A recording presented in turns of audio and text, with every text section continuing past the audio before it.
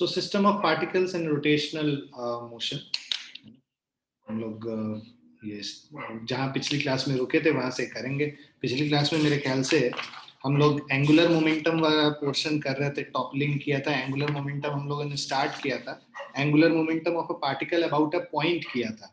आज हम लोग angular momentum of a rigid body about a fixed axis करेंगे. ठीक है, तो जो अबाउट अ पॉइंट किया था, तो आर क्रॉस पी मतलब एम वी आर, अगर हम लोग उसके मैग्नीट्यूड की बात करें तो angular momentum is equal to M V R करके हम लोगों ने उस पर बेस्ड क्वेश्चंस की थी, और या आर क्रॉस पी करके. आज जो हम लोग बिकॉज रिजिड बॉडी का देखेंगे, तो रिजिड बॉडी जैसे ही आ जाता है तो मास रिप्लेस हो जाता है उसके ये मोमेंट ऑफ इनर्शिया से. तो m की जगह हम लोग i यूज करेंगे, तो एम वी आर, तो उसके जगह हम लोग आई ओमेगा करके यूज कर लेंगे. ठीक है, सो एम वी आर की जगह हम लोग आई ओमेगा यूज कर लेंगे.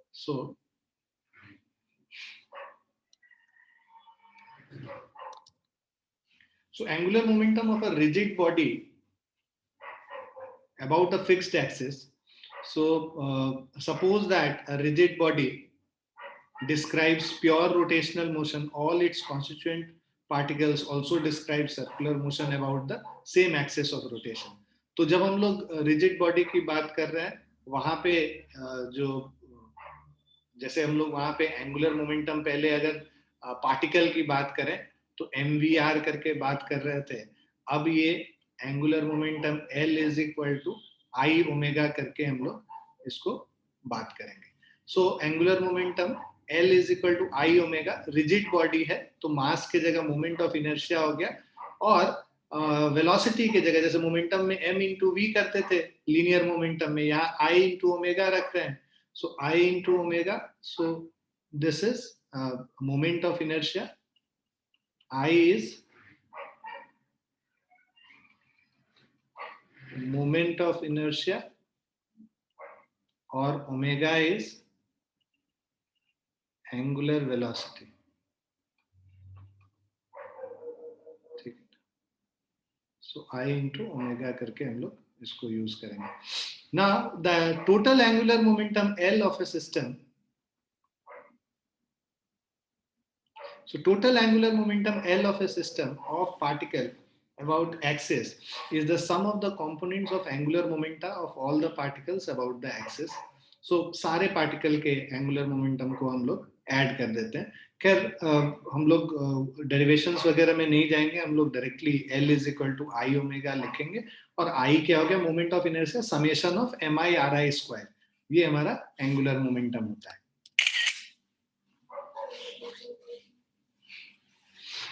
अब जैसे इस एग्जाम्पल की बात करें, आई एम सॉरी, अगर हम इस एग्जाम्पल की बात करें, a ring of mass 10 kg and diameter 0.4 metre. तो मास हो गया हमारा 10 kg, डायमीटर है d is equal to 0.4 metre हो गया. रेडियस लिखेंगे तो ये इसका हाफ हो जाएगा, डायमीटर का 0.2 मीटर हो गया. Is rotating about it's geometric axis at 1200 rotations per minute. So omega is equal to 1200 rotations per minute. ठीक है, its moment of inertia and angular momentum will respectively be. तो moment of inertia I निकालना है हम लोग को, है ना, और उसके बाद angular momentum हम लोग को निकालना है. So अब देखिए I is equal to M R square, ये रिंग है, एम आर स्क्वायर हो जाएगा इसका. So I is equal to mr square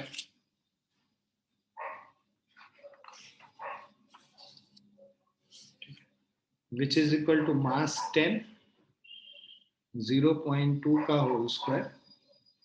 So this is 0.04. So 10 into 0.04, 0.4 kg meter square. Omega का वैल्यू 1200 आरपीएम है. इसको हम लोग अगर कन्वर्ट कर ले रेडियंस पर सेकेंड में, तो 1200 वन रोटेशन में 2 पाई रेडियन होता है, और पर मिनट है ना, तो पर मिनट में 60 से डिवाइड कर देंगे. सो ये हो गया 40 पाई. ओके, 45 अगर इसको हम लोग कन्वर्ट मतलब मल्टीप्लाई कर लेते हैं 3.14 से, so 125.5.6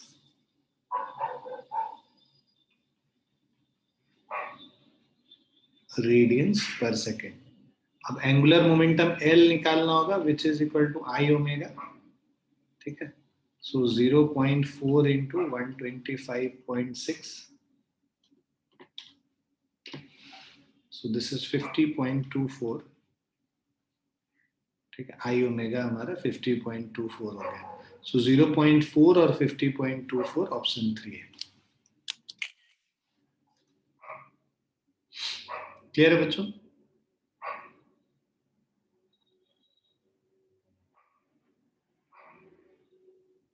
यस सर।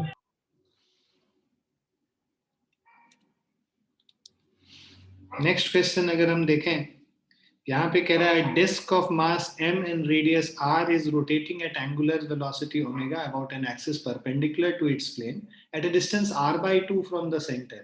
मतलब ये जो डिस्क है ये सेंटर के अबाउट रोटेट नहीं कर रहा है बल्कि एक एक्सिस इसके अबाउट रोटेट कर रहा है, और ये जो एक्सिस है this is at a distance r/2 from the centre, ठीक है। इसका खुद का रेडियस r हो गया और ये एक्सिस सेंटर से r/2 डिस्टेंस पे है और इसके अबाउट रोटेट कर रहा है, rotating at angular speed omega. इसका जो एंगुलर स्पीड है ये ओमेगा दे रखा है, perpendicular to its plane at a distance r/2। What is the angular momentum? तो सबसे पहले तो आई मोमेंट ऑफ इनर्शिया है ना, इस एक्सिस के अबाउट निकालेंगे। तो ये एक्सिस मान लो ए बी है, so moment of inertia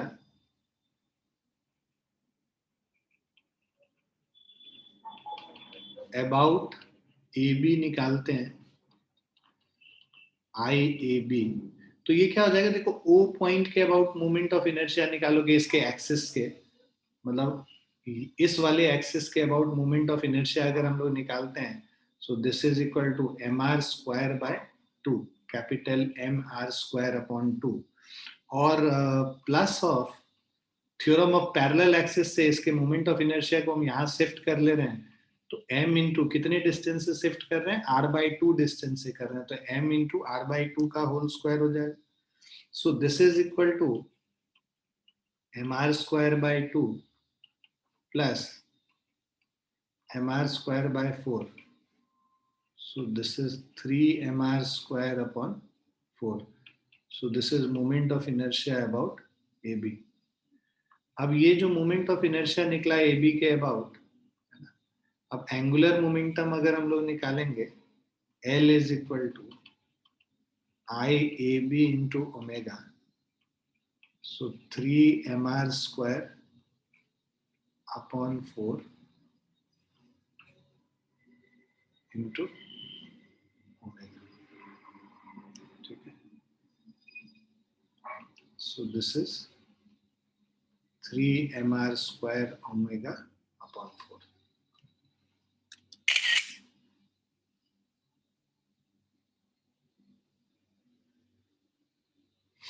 clear बच्चों?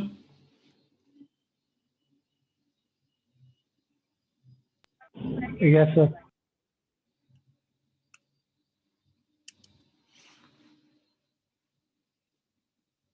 Now relation between the torque and angular momentum. So as the forces, तो देखो टॉर्क और एंगुलर मोमेंटम के बीच में रिलेशन क्या है, external torque is equal to dl upon dt।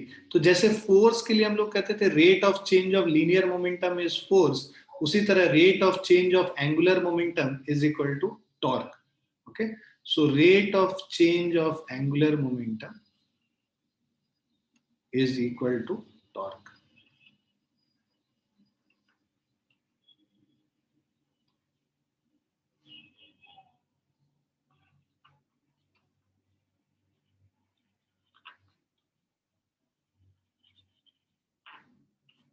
ठीक है, so external torque is equal to dl upon dt।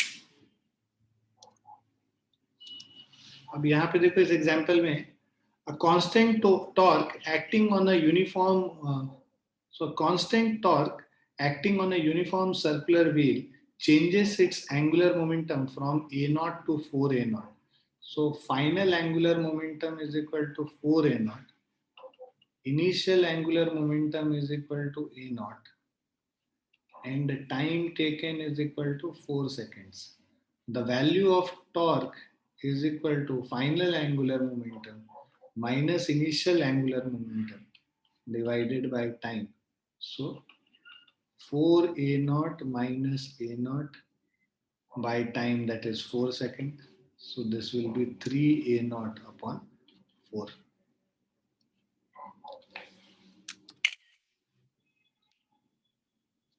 Clear बच्चों?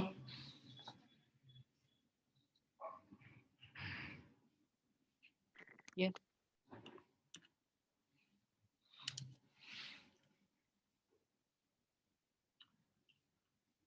Now if torque, tau and time interval delta t for which it acts on a body is known, then we can calculate the change in angular momentum of the body.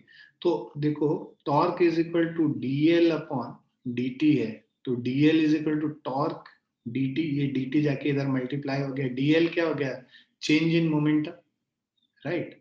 So dl is equal to change in momentum, that is final momentum minus initial momentum is equal to torque dt, right. So L final minus L initial is equal to torque dt. dt is t2 minus t1. Now angular impulse due to torque is defined as change in angular momentum, that is L final minus L initial delta L.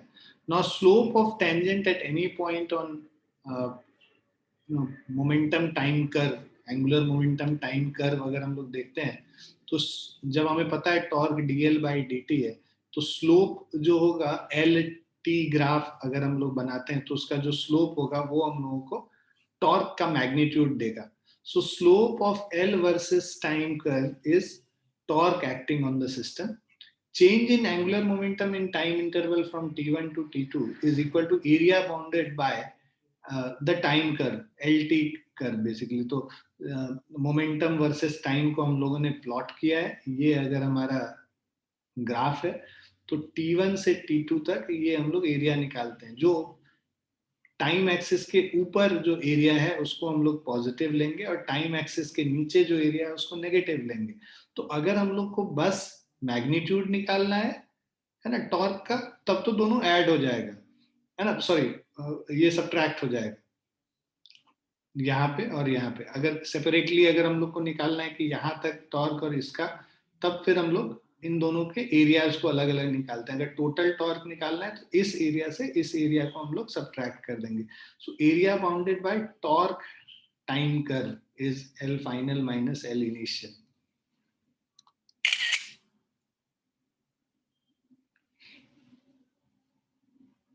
Now Newton's second law in rotation, तो जैसे Newton's second law हम लोग motion में कर रहे थे, तो rate of change of momentum is equal to force, right. So F force is equal to rate of change of linear momentum, torque is equal to rate of change of angular momentum, right.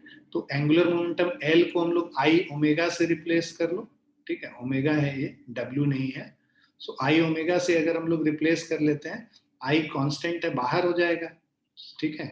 So D I omega upon D T, I बाहर हो जाएगा तो I D omega upon D T. D omega by D T क्या होता है, alpha है, तो आई alpha हो गया, ठीक है. अब ये जो यहाँ पे basically D omega by D T is equal to alpha, इसको यहाँ रिप्लेस किया है, उसी से torque is equal to I into alpha आया. तो हम लोग अभी ये देख रहे थे L is equal to I into omega है, angular momentum is equal to moment of inertia into angular velocity. Torque is equal to moment of inertia I into angular acceleration alpha. So torque is equal to I alpha है, L is equal to I omega है, ठीक है. So torque is the rotational analog of force, है ना, जो भी हम लोग फोर्स, लीनियर मोशन में जो फोर्स का रोल होता है वही यहाँ पे टॉर्क का रोल, एंड रोटेशनल मोशन में वही रोल होगा. Torque is cause of angular acceleration of a body. कोई भी बॉडी एंगुलर एक्सेलरेशन में मूव तभी करेगा जब उसके ऊपर टॉर्क लगता है. Third, moment of inertia is rotational analogue of mass, right. So m in rotation is replaced by moment of inertia. Force in linear motion is replaced by torque in rotational motion. So that's what torque is, rotational analog of force, and moment of inertia is rotational analog of mass. For a rigid body, component of torque along the axis of rotation. So sum of all the torque acting on an object is equal, on a rigid body, is equal to moment of inertia I into angular acceleration alpha. So where summation of torque about this axis is about the origin of an internal reference frame of center of mass or center of mass frame of system. If alpha is component of angular acceleration along the rotational axis, the above equation is valid for rigid bodies only, right? So if the body is not rigid like a rotating tank of water, the angular acceleration alpha is different for different particles. Okay? So the body should be rigid. It should not change its shape. It should not change the distance from the axis of rotation should not change.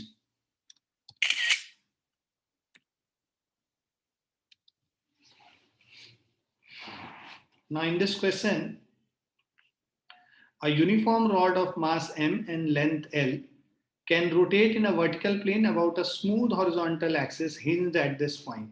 So point H के about ये hinge किया हुआ है ना, and इसका जो length है rod का वो लेंथ L है, right. Now find the angular acceleration alpha of the rod just after it is released from initial horizontal position from rest. इसको हम लोग रिलीज किए उस समय ये इस तरह से नीचे आएगा लेट से, तो उसका हम लोग को एंगुलर एक्सेलरेशन निकालना है, and calculate the acceleration tangential and radial of the point A at this moment. इस पॉइंट का हम लोग को टेंजेंशियल और रेडियल एक्सेलरेशन निकालना है पॉइंट ए का. सो देखिए यहाँ पे जो लेट से हमारे पास ये जो रॉड है, इस रॉड का जो सेंटर ऑफ मास है वहां पे एक फोर्स लगेगा mg नीचे के तरफ, राइट. इसका लेंथ L हो गया. इस पॉइंट के अबाउट ये रोटेट कर रहा है, हिंज्ड है इस पॉइंट के अबाउट, ये पॉइंट A हो गया, right. So a uniform rod of mass m, इसका मास m हो गया, लेंथ L हो गया, can rotate in vertical plane. अब यहाँ पे ठीक है, दिस इज यहाँ से जो इसका डिस्टेंस है, this is equal to L/2. Now first part angular acceleration निकालना है. देखिए torque about this point H, this point is H, torque about this point H is moment of inertia about point H into alpha. ठीक है.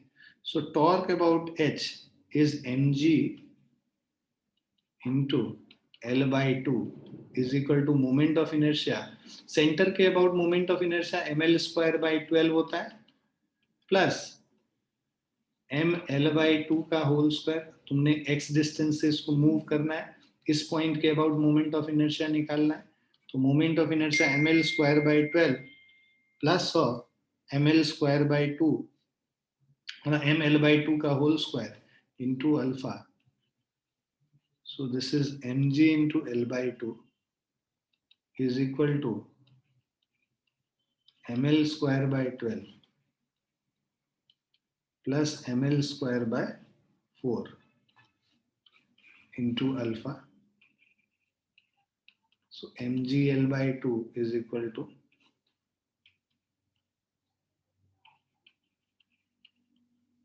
4 ml square by 12 into alpha, right? So we can cancel these.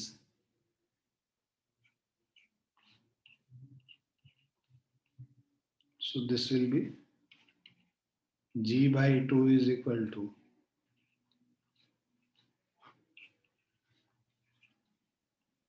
L by 3 alpha, or we have to find the value of alpha. This is 3g upon 2L. अब acceleration निकालना है. Acceleration is equal to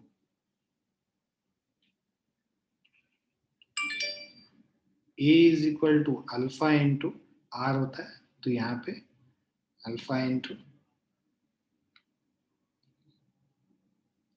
इस point का निकालना है ना. Acceleration, linear acceleration A is equal to alpha into L हो जाएगा. जो एंगुलर वेलोसिटी है इस पॉइंट के अबाउट, एंगुलर एक्सेलरेशन इस पॉइंट के about, into R will give you linear acceleration about this point. So of this point A, so alpha into L means 3g by 2L into L कर लेंगे. So this is 3g by 2. So linear acceleration is angular acceleration into distance of the point from the hinge at which we have to calculate the linear acceleration. So we have to calculate linear acceleration, ठीक है, of a point A at this moment. तो इस moment पे point A का जो linear acceleration होगा, that will be angular acceleration into distance of this point A from the axis of rotation. So distance of the point A from the axis of rotation is L, and that's why we are multiplying angular acceleration with this distance L. So we get A is equal to alpha into L. So alpha is 3g by 2L into L, that is 3g by 2. Is it clear?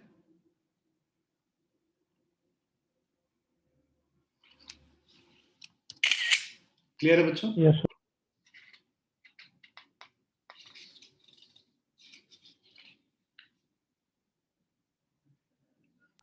Yes, sir.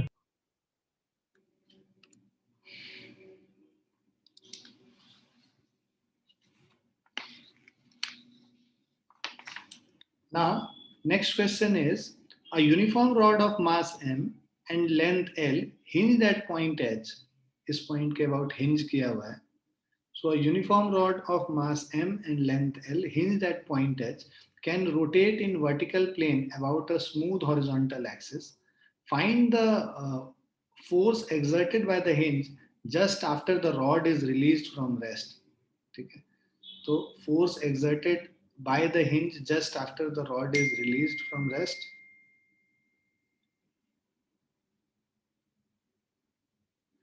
From an initial position making an angle of 37 degree with the horizontal. So initial position में ये angle जो बना रहा है यहाँ पे 37 degree बना रहा है. अब देखिए इसका जो weight होगा mg इसके along. अब इसके दो component हैं, एक इसके length के about, एक इसके perpendicular. तो जो perpendicular वाला component है mg cos 37 degree हो गया, और जो लेंथ ऑफ द रॉड के अबाउट है mg sin 37 हो गया, है ना. Uniform rod of mass m, length l, hinge at point h. Force exerted by the hinge just after the rod is released from rest. So और ये जो distance है यहां से इसका, this is equal to L by 2. ठीक है, ये angular acceleration let say alpha है. सो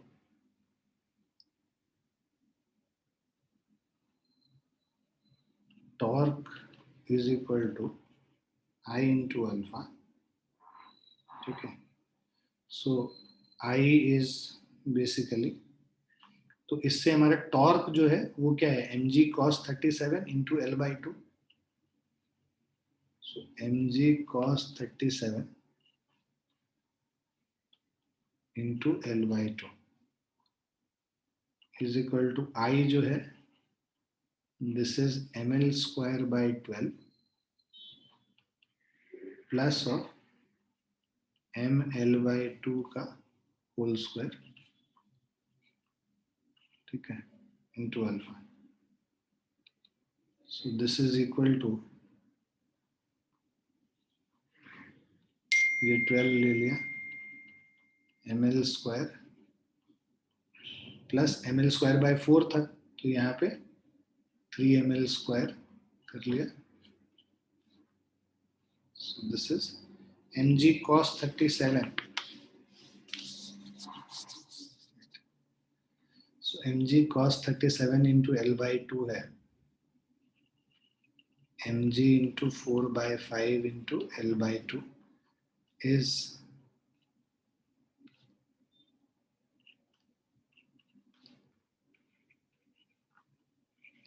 2 mgl upon 5 is equal to ml square by 3 into alpha.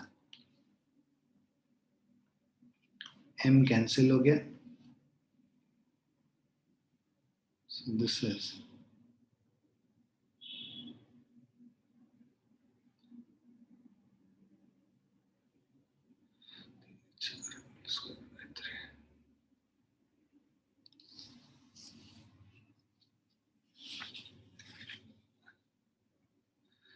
so alpha is equal to 6g by 5l. ये l भी कैंसिल हो गया, तो यहाँ पे एक l बचा, तो 6g by 5l. ये हमारा एंगुलर एक्सेलरेशन अल्फा हो गया. ठीक है. अब tangential acceleration 6g by 5l radian पर सेकेंड स्क्वायर. अब हम लोग इसके सेंटर ऑफ मास का टेंजेंशियल एक्सेलरेशन निकालते हैं अगर. So tangential acceleration of centre of mass is equal to alpha into L by 2 भाई. एंगुलर वेलोसिटी जो है अल्फा, एंगुलर एक्सेलरेशन, उसको डिस्टेंस L by 2 से मल्टीप्लाई कर देंगे तो हमें tangential acceleration centre of mass का निकल जाएगा. So this is 6g by 5l into L by 2. So this is equal to 3g by 5. ठीक है. अब यहाँ पे आपको कह रहा है कि find the force by the hinge just after the rod is release. तो जिस समय रिलीज फ्रॉम रेस्ट ये भी बताया हुआ है, राइट. तो जो हमारा ये जो हो गया 3g by 5 हो गया, राइट. और इसका लीनियर अगर हम लोग बनाए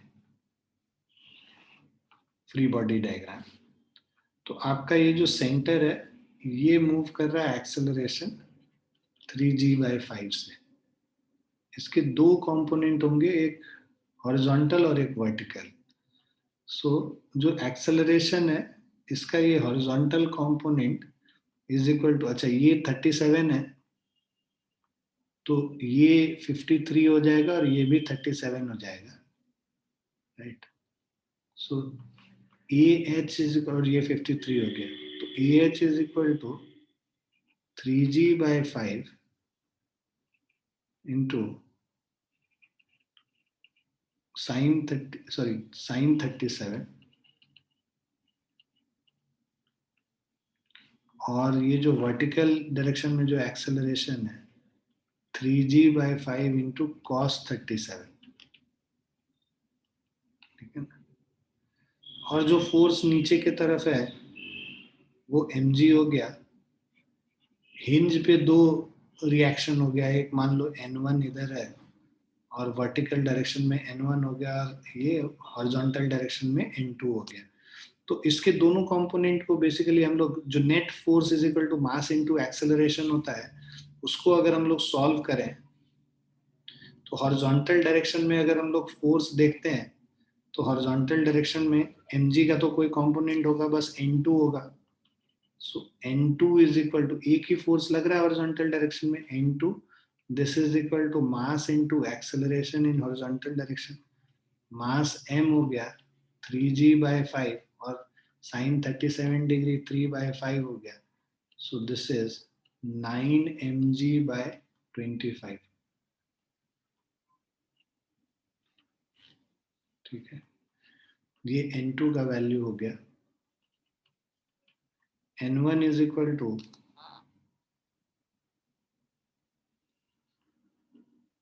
अब देखिए नॉर्मल, ये जो ऊपर जो फोर्स लग रहा है n1 लग रहा है, और नीचे इधर जो फोर्स लग रहा है वो mg लग रहा है, तो जो mg इज ग्रेटर बेसिकली, तो डाउनवर्ड फोर्स हो जाएगा mg, अपवर्ड फोर्स n1, तो mg minus n1 is equal to mass into acceleration in vertical direction.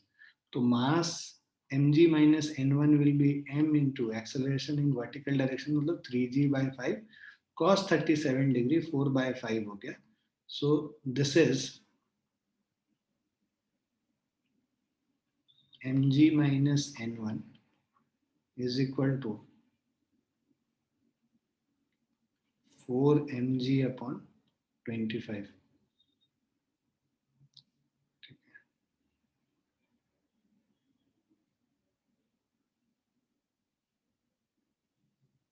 Sorry 4 3 12 mg by 25. ये हमारा सेकेंड इक्वेशन हो गया, ये हमारा फर्स्ट इक्वेशन हो गया. अब इसको इसको और सॉल्व कर लेते हैं थोड़ा, तो हमारे पास आ जाएगा ये जो mg माइनस n1 है, तो n1 इज इक्वल टू क्या हो गया, mg minus 12 mg by 25. So this is 25 minus 12 is 13. Just a second, बच्चों, give me 2 minutes.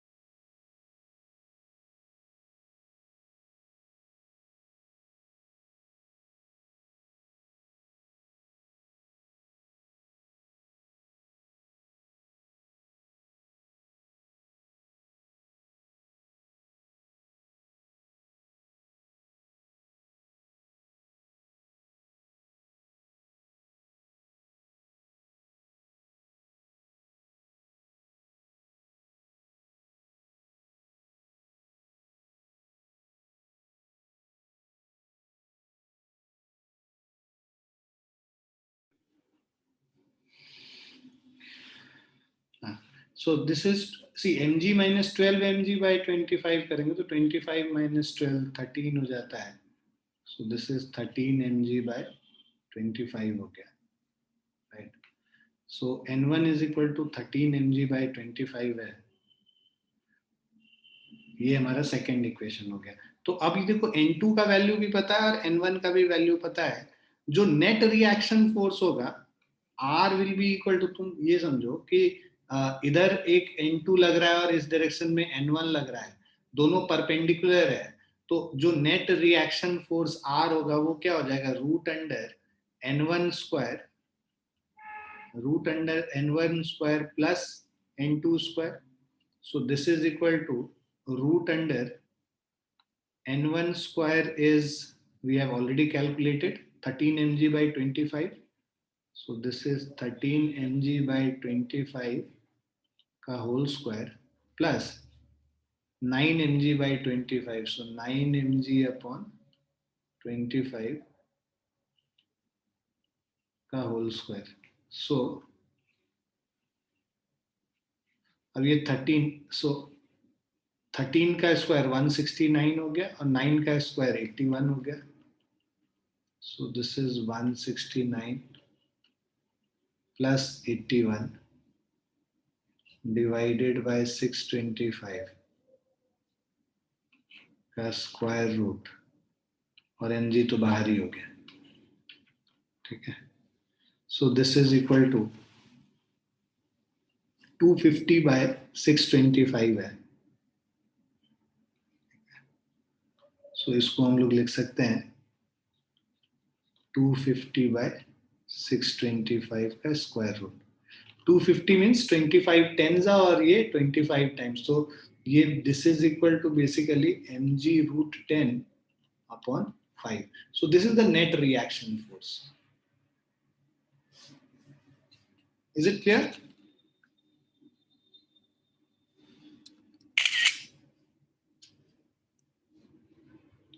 Clear है बच्चों? Yes, sir.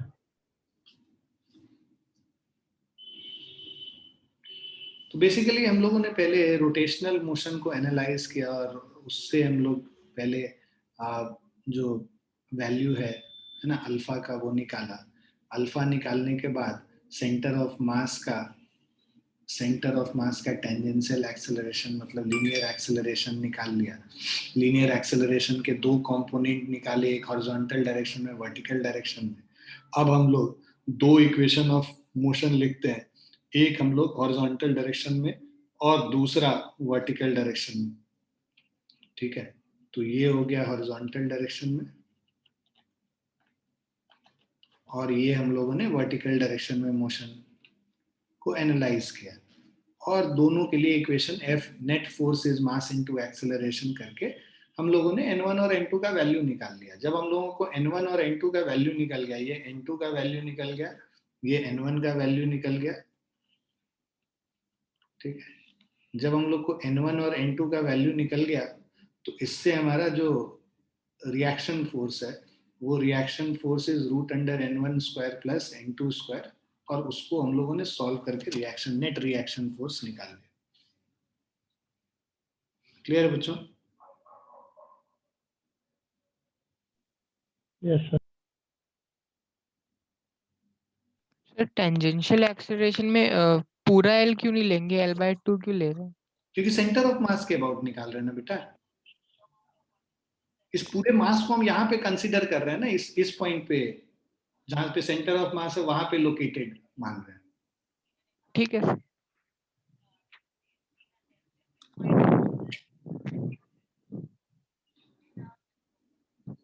भाई उर्जित, तुम क्या हो गया तुम्हारा, इस बार एग्जाम अच्छा नहीं हुआ? सर पता नहीं सर. मतलब क्या उस मोड में नहीं थे, एग्जाम के मोड में, या फिर आता नहीं था पेपर? सर समझ तो आ रहा था पर पता नहीं गलत क्यों हो रहा था. मतलब आंसर्स नहीं निकल रहे थे? हाँ सर. यार वो ना प्रैक्टिस की कमी से हो रहा है. तुम थोड़ा यस सर. है ना, मैं क्या करूंगा ना, तुमको रोज भेजूंगा कुछ कुछ क्वेश्चंस करने के लिए. तुम वो स्टडी मटेरियल पूरा करो पहले, और इनफैक्ट जो डीपीपी वगैरह है ना वो हम तुमको भेजना शुरू करते हैं चैप्टर वाइज. उसको थोड़ा प्रैक्टिस करो, ठीक है? यस उससे सर. हो जाएगा तुम्हारा फिर से, है ना. तो प्रैक्टिस की कमी है वो क्वेश्चंस करने, इस तरह के क्वेश्चंस को करने की. वो थोड़ा सा करोगे तो निकल जाएगा तुम्हारा. ठीक है सर. अभी भी टाइम है हमारे पास बहुत, तुम घबराओ मत, बस आराम से करते रहो, हो जाएगा.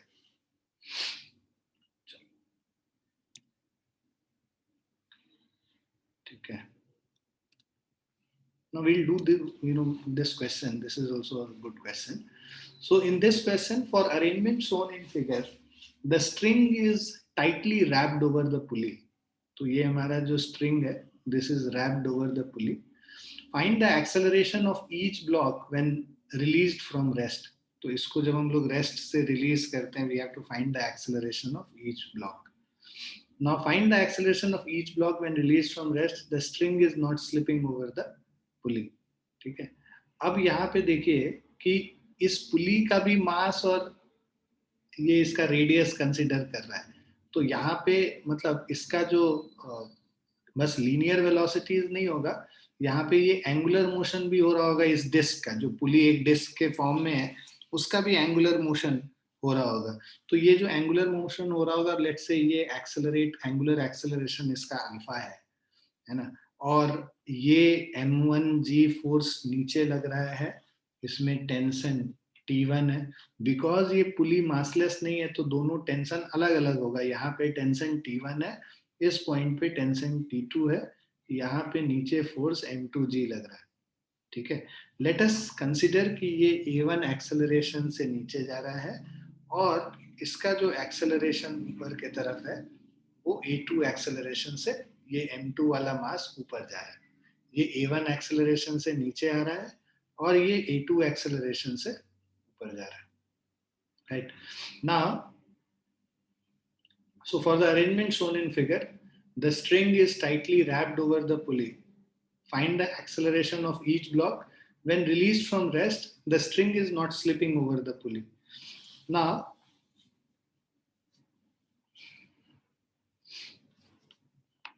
if we write the equation rotational motion के लिए जब हम लोग लिखते हैं, इसका अगर फ्री बॉडी डायग्राम बनाएंगे, इस पे T2 फोर्स इधर लग रहा है, T1 फोर्स इधर लग रहा है, इसका मास m रेडियस r है और ये एंगुलर एक्सेलरेशन अल्फा हो रहा है।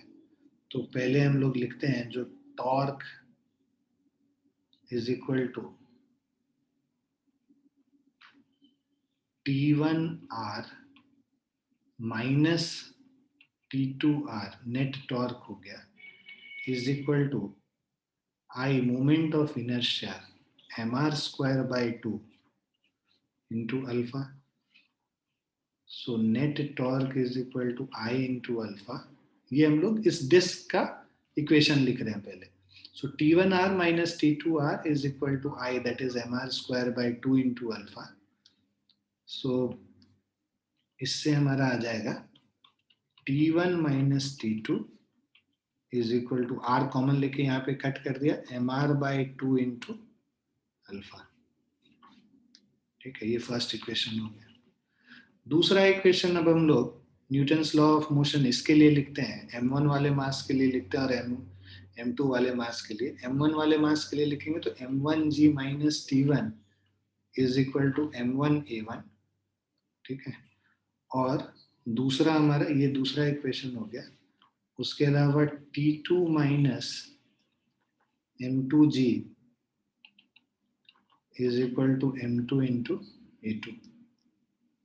ठीक है, अब यहाँ पे कोई भी स्लिपिंग नहीं हो रहा है तो a1 और a2 सेम हो जाएगा.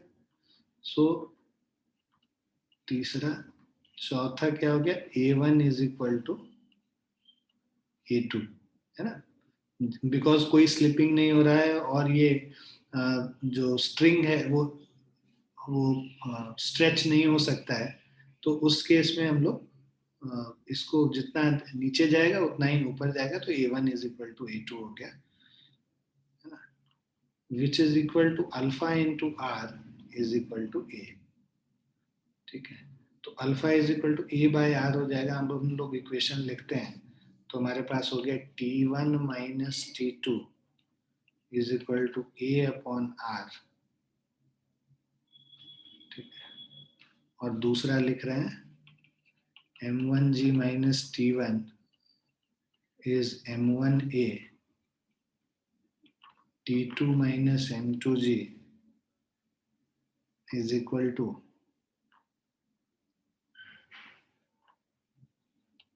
m2a.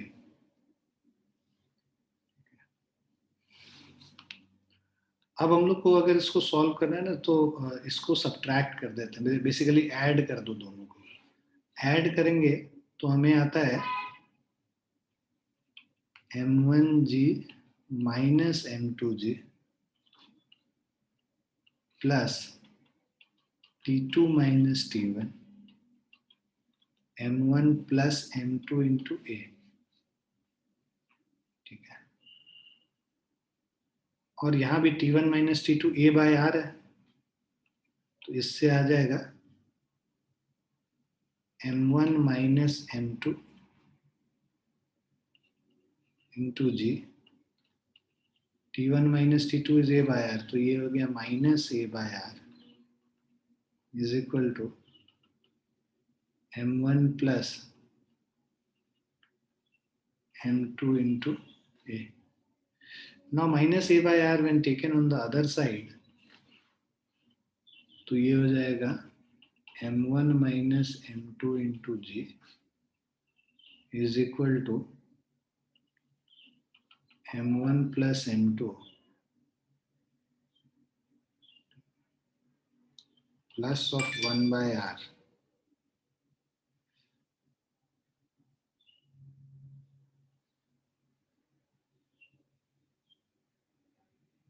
t1 minus t2 is equal to, एक minute, alpha is equal to A by R था, ये एम आर बाई टू हम लोग भूल गए.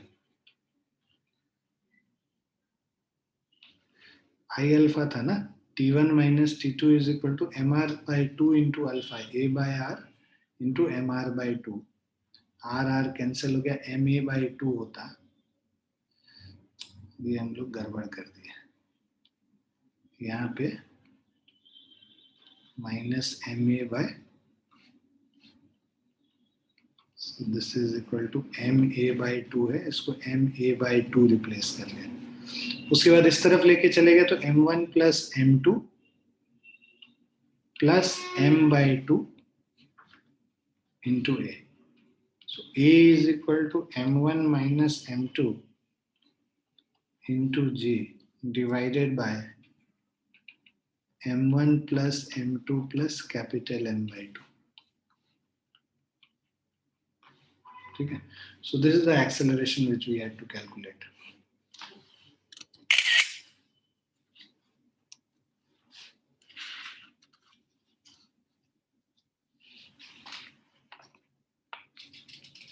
Clear है बच्चों? Yes, sir.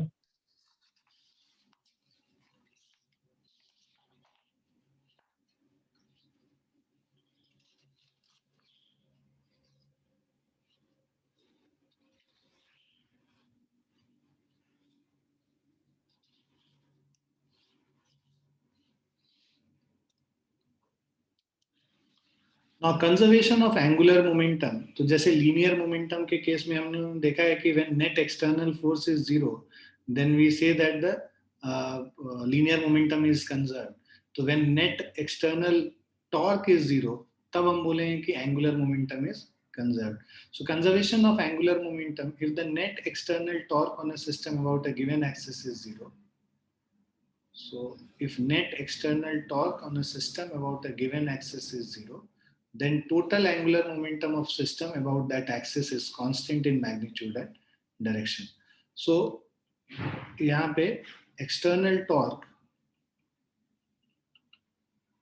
is equal to dl upon dt हो जाएगा. So net external torque is rate of change of angular momentum dl upon dt. अब जब टॉर्क एक्सटर्नल जीरो है तो dl by dt जीरो हो गया. इसका मतलब क्या हो गया, L कांस्टेंट हो गया. So for rigid body rotating about a fixed axis, final angular momentum is initial angular momentum. So angular momentum remains conserved only about that axis about which torque is zero, है ना. So जैसे a ball hits the rod hinged at A, यहाँ पे in case 2 ball hits another ball suspended with string. Case 1 में hinge A exerts force on rod. Torque by this force will be zero only about A itself. तो यहाँ पे force लगेगा लेकिन A के about जब हम लोग टॉर्क लेंगे तभी वो जो जीरो होएगा. और उसी केस में angular momentum will be conserve only about this point A. उसी तरह अगर हम लोग यहाँ पे बात करें जो सेकेंड केस में, यहाँ angular momentum is conserved at all points in the, यहाँ पे इस पॉइंट, बिकॉज यहाँ पे जो ये आके टकरा रहा है इससे, है ना, और यहाँ पे कोई भी फोर्स नहीं लग रहा हॉरिजॉन्टल डायरेक्शन में, तो उस केस में जो टॉर्क किसी भी पॉइंट के अबाउट लोगे तो वो जीरो ही आएगा, एक्सटर्नल टॉर्क बेसिकली. क्योंकि ये दोनों अगर सिस्टम मानते हैं, एक्सटर्नल टॉर्क यहाँ पे जीरो ही आता है, एक्सटर्नल टॉर्क जीरो आता है. In that case angular momentum is conserved about all the points in the world. और ये सब एग्जांपल्स हैं कंजर्वेशन ऑफ एंगुलर मोमेंटम के. तो बेसिकली जब हम कहते हैं I omega is constant, right, so angular I into omega अगर कांस्टेंट है तो जब ये आदमी अपने बॉडी को रोल ओवर कर लेता है तो यहाँ पे आई लेस हो जाएगा. आई लेस हो जाएगा तो ओमेगा क्या हो जाता है, इंक्रीज कर जाता है. So his angular velocity omega correspondingly increases, and hence during jumping he can rotate his body in the air more number of times. Similarly, when this girl stretches her hands, I क्या होगा? I will increase, तो इससे omega will decrease. और यही अगर when she brings her hands near her body, तो यहाँ I will decrease and omega will increase. So, by stretching her body, stretching her hands, she can change the angular velocity, right? तो first case में यहाँ हम लोग देख रहे हैं हैंड को स्ट्रेच कर रहा है, तो because moment of inertia increase कर रहा है, एंगुलर वेलोसिटी डिक्रीज करेगा. और जब हैंड को पास में लेके आया तो angular moment of inertia decrease हो गया और एंगुलर वेलोसिटी इंक्रीज हो गया. तो ये डे टू डे लाइफ में कंजर्वेशन ऑफ एंगुलर मोमेंटम के बारे में देख रहे हैं. Now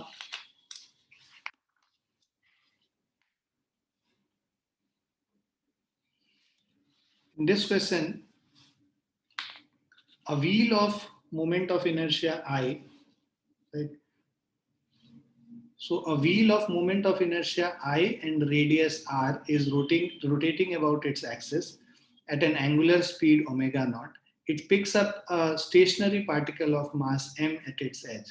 Find the new angular speed, right, of the wheel. So अब देखो wheel है, moment of inertia I दिया हुआ है, radius r है और initial angular velocity omega naught है. ठीक है. Now I into omega naught is equal to, now it picks up a stationary mass of m at its edge. Wheel है, ठीक है, इसका मोमेंट ऑफ इनर्शिया इस पॉइंट के अबाउट I है, यहाँ पे एक मास m आ गया, तो उसके वजह से अब जो नया मोमेंट ऑफ इनर्शिया I2 है, राइट. सो बेसिकली क्या हो जाएगा, एंगुलर मोमेंटम कंजर्व्ड रहेगा. I1 omega 1 is equal to I2 omega 2. I2 क्या हो गया, I प्लस ये मास जो है r डिस्टेंस पे है, I प्लस mr स्क्वायर, इसका I2 का वैल्यू हो गया जब ये मास आके यहाँ पे अटैच हो गया इसके, राइट. तो ये मोमेंट ऑफ इनर्शिया बाद का और पहले का moment of inertia I1 is equal to I है. ठीक है, I1 is equal to I and I2 is equal to I plus mr square. Just a moment.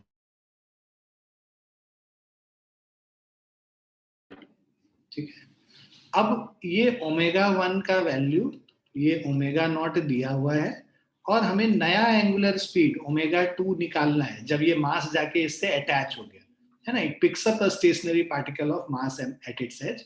Find the new angular speed. So आपको omega 2 का value निकालना था, तो I into omega not is equal to I plus mr square into omega 2. So omega 2 will be equal to I by I plus mr square into omega naught. Okay, so this is I omega naught by I plus mr square. This is the new angular velocity.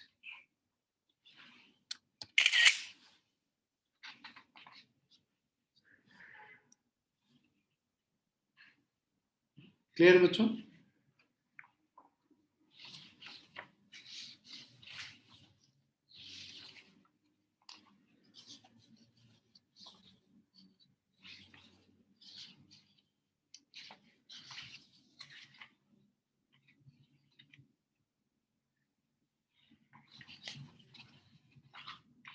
So tomorrow we'll do few more concepts and I think by tomorrow we'll be able to finish this chapter. थोड़ा सा और बचा है और अगर नहीं tomorrow तो I think day after tomorrow we'll definitely be able to. So we'll stop here. I have another meeting just now. So आज थोड़ा जल्दी मैं छोड़ रहा हूँ, फिर कल हम लोग फिर से इसको कवर अप करेंगे, इसको आगे करेंगे. ठीक है बच्चों? चलो bye and take care everyone. Bye बच्चों.